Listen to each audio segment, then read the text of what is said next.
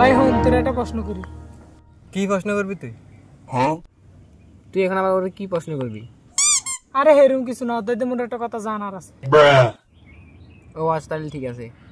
ওকে আচ্ছা কি প্রশ্ন করবি কর। রাইতে আকাশে তারাটি এরকম ঝিলমিল করে কি লিখবে? ও আচ্ছা এত সোজা প্রশ্ন, আরে এটা তো সবাই পারে। সোজা প্রশ্ন তো বুঝছি, তাই ক কি লিখে ঝিলমিল করে? আরে ভাই এই প্রশ্নের উত্তর তো আমিও জানি। থাক তোর জানা লাগবে না, মুই কি তোর দ্বারা জিজ্ঞেস। আরে তোরা দুইজন ঝগড়া করিস না বেটা।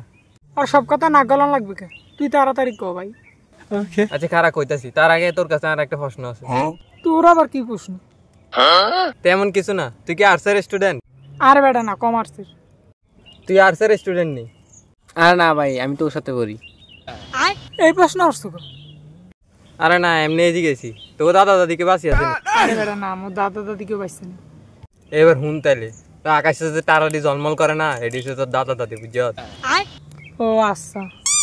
হ ভাই আমি শুনছিলাম আমার মার কাছে দাদা দাদি মরে গেলে আকাশে তারা হয়ে যায়।